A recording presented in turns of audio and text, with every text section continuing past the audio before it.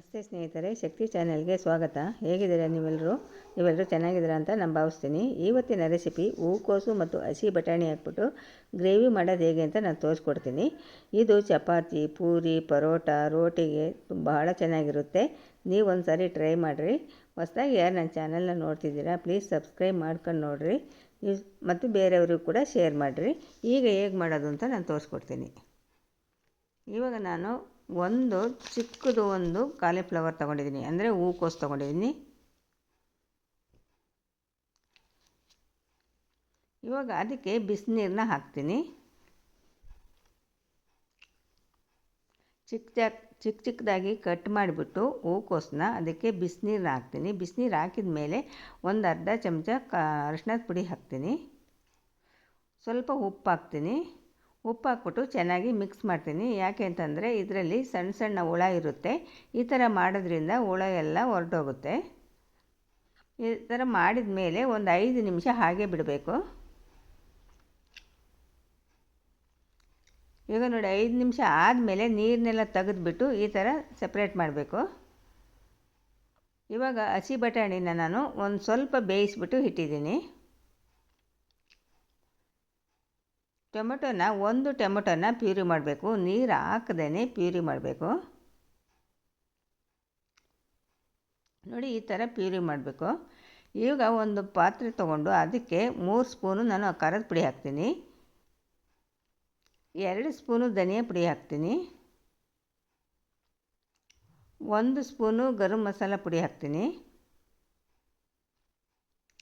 1 ಚಮಚ ಜೀರಿಗೆ ಪುಡಿ, ಕಸೂರಿ ಮೇಥಿ, ಮೊಸರು, ಸ್ವಲ್ಪ ನೀರು ಹಾಕ್ಬಿಟ್ಟು ಚೆನ್ನಾಗಿ ಮಿಕ್ಸ್ ಮಾಡ್ತೀನಿ.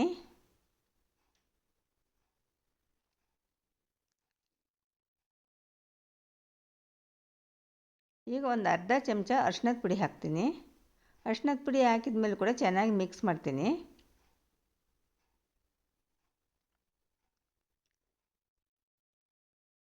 ಕಡಲೆ ಹಿಟ್ಟನ್ನ ನಾನು ಆವಾಗಲೇ ಹಾಕೋದನ್ನ ಮರೆತುಬಿಟ್ಟಿದ್ದೆ. ಅದಕ್ಕೆ ಕಡಲೆ ಹಿಟ್ಟನ್ನ ಇವಾಗ ಹಾಕ್ಬಿಟ್ಟು ಚೆನ್ನಾಗಿ ಮಿಕ್ಸ್ ಮಾಡಬೇಕು. ಗಂಟಿಲ್ದಂಗೆ ಚೆನ್ನಾಗಿ ಮಿಕ್ಸ್ ಮಾಡಬೇಕು. ನೋಡಿ ಈ ಥರ ಮಿಕ್ಸ್ ಮಾಡಿ ಇಡಬೇಕು. ಈಗ ಮಸಾಲೆ ಎಲ್ಲ ಮಿಕ್ಸ್ ಮಾಡಿ ಇಟ್ಟಿದ್ದಾಯಿತು. ಇವಾಗ ಒಂದು ಬಾಣಲೆ ತಗೊಂಡು 4 ಸ್ಪೂನ್ ಎಣ್ಣೆ ಹಾಕ್ತೀನಿ. ಎಣ್ಣೆ ಬಿಸಿ ಆದಮೇಲೆ ಪಲಾವ್ ಎಲೆ, ಚಕ್ಕೆ, ಲವಂಗ, ಏಲಕ್ಕಿ ಮತ್ತು ಸೋಂಪು ಇಷ್ಟನ್ನು ಸ್ಪೈಸಸ್ನ ಹಾಕಬೇಕು.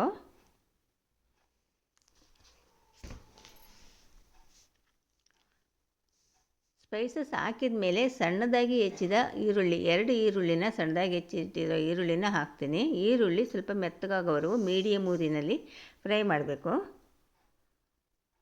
ಒಂದು 5 ಹಸಿರುಮೆಣಸಿನ್ಕಾಯಿನ ಹಾಕ್ತೀನಿ.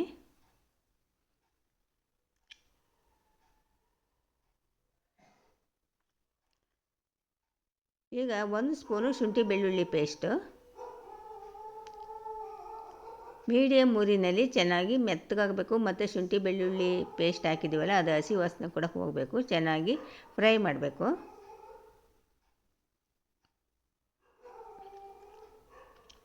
ಇವಾಗ ನಾವು ಮಾಡಿಟ್ಕೊಂಡಿರೋ ಟೊಮೆಟೊ ಪ್ಯೂರಿನ ಹಾಕಬೇಕು. ಟೊಮೆಟೊ ಪ್ಯೂರಿ ಹಾಕಿದ ಮೇಲೆ ಚೆನ್ನಾಗಿ ಹಸಿ ವಾಸನೆ ಹೋಗಬೇಕು ಮತ್ತು ಸುತ್ತ ಎಣ್ಣೆ ಕೂಡ ಬಿಟ್ಕೋಬೇಕು. ಒಂದು 2-3 ನಿಮಿಷ ಚೆನ್ನಾಗಿ ಈ ಥರ ಫ್ರೈ ಮಾಡಬೇಕು ಮೀಡಿಯಮ್ ಊರಿನಲ್ಲಿ. ನೋಡಿ ಈಗ ಚೆನ್ನಾಗಿ ಫ್ರೈ ಆಗಿದೆ, ಎಣ್ಣೆ ಕೂಡ ಸುತ್ತ ಬಿಟ್ಕೊಂಡಿದ್ದೆ. ಇವಾಗ ನಾವು ತೊಳೆದಿಟ್ಕೊಂಡಿದ್ದೀವಲ್ಲ ಹೂಕೋಸನ್ನ ಹಾಕಬೇಕು.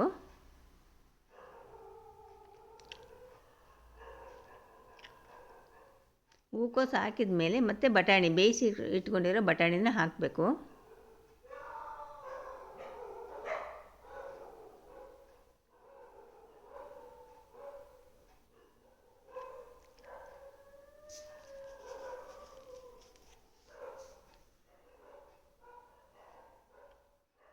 ಮುಚ್ಚಿಬಿಟ್ಟು ಒಂದು 3 ನಿಮಿಷ ಬೇಯಿಸಬೇಕು. ಇವಾಗ ಸ್ವಲ್ಪ ನೀರು ಹಾಕಬೇಕು.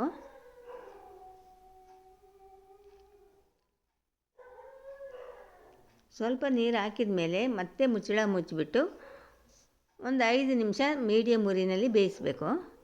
ಅದು ಎಲೆಕೋಸು ಬೇಯಬೇಕು. ನಾವು ಬಟಾಣಿ ಮೊದಲೇ ಬೇಯಿಸಿಟ್ಕೊಂಡಿದ್ದೀವಿ. ಎಲೆಕೋಸು ಸ್ವಲ್ಪ ಬೇಯಬೇಕು. ಇವಾಗ ನಾವು ಮಿಕ್ಸ್ ಮಾಡಿ ಇಟ್ಕೊಂಡಿದ್ವಲ್ಲ ಮಸಾಲೆನ ಅದನ್ನು ಹಾಕಬೇಕು.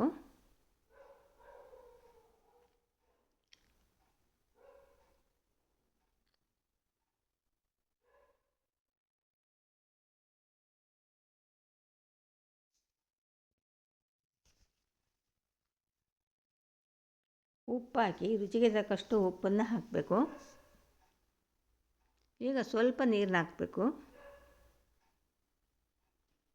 ಹಾಕ್ಬಿಟ್ಟು ಚೆನ್ನಾಗಿ ಮಿಕ್ಸ್ ಮಾಡಬೇಕು. ಇದು ಕೂಡ ಮೀಡಿಯಮ್ ಉರಿ ಇರಬೇಕು.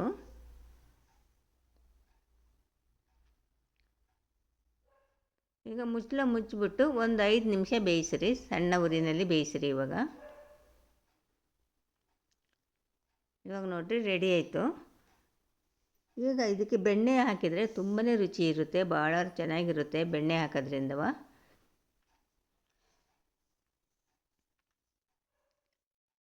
ಇವಾಗ ಕೊತ್ತಂಬರಿ ಸೊಪ್ಪನ್ನ ಹಾಕಬೇಕು.